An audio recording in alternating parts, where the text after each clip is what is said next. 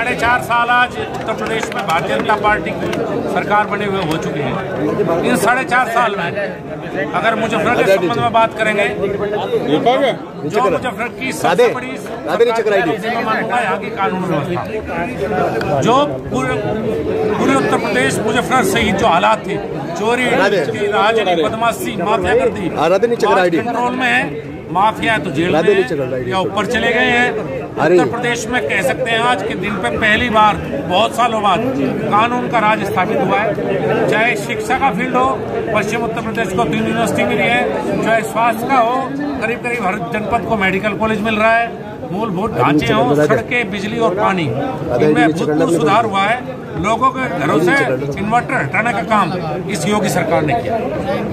मंत्री जी, कानून व्यवस्था पर बड़ा काम हुआ है, लेकिन विकास कार्यों को लेकर क्या क्या मुजफ्फरनगर में मिली है? मैं ये कह सकता हूँ कि आपके जनपद में 2 नए नेशनल हाईवे आए हैं, रेलवे के बचे हुए काम सारे पूरे हो गए, वर्ल्ड बैंक से मुजफ्फरपुर रोड जैसी सड़कें बनी है। आज मैं कह सकता हूँ मुजफ्फरनगर जनपद की महत्वपूर्ण सड़कें करीब करीब सभी ठीक हैं, 1-2 को छोड़ दे, बरसात की वजह से समस्या जरूर हो। और 2017 से अगर पहले बात करें, जब हम और आप गांव की तरफ निकलते थे तो बस राम राम करते गांव में पहुंचते थे। जानसठ रोड पे सड़कें खराब है, रामपुर तिराहे पे बड़े बड़े गड्ढे हैं, कब मिलेगी मुक्ति? रामपुर तिराहे का काम हो चुका है, जल्दी काम शुरू हो रहा है, और Jansath road national highway declare हो चुकी है, टेंडर उसका हो चुका है, बरसात के बाद काम शुरू होगा। मंत्री जी, किसान महापंचायत के मंच से भाजपा को हराने का आह्वान हुआ था, उसका मुकाबला कैसे करेंगे? देखिए, हराने जिताने का काम जनता का है, जनता का आशीर्वाद रहेगा तो निश्चित रूप से जीतेंगे।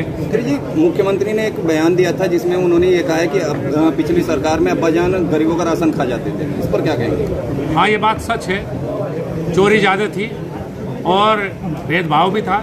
इस सरकार ने भेदभाव दूर करने का काम किया है और चोरी कम करने के प्रयास किए। अच्छा, राकेश टिकैत ओवैसी को चाचा जान बता रहे हैं और भाजपा को ताया जान बता रहे हैं।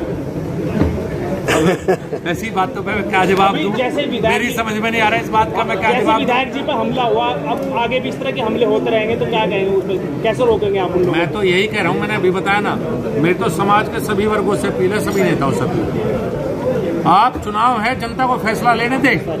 2022 में जनता किसकी सरकार बनाएगी, किसे वोट देगी, जनता के ऊपर छोड़ दें। आपसी भाईचारा खराब ना करें, युवाओं के भविष्य से खिलवाड़ ना करें, आपसी प्रेम भाईचारा बना करें।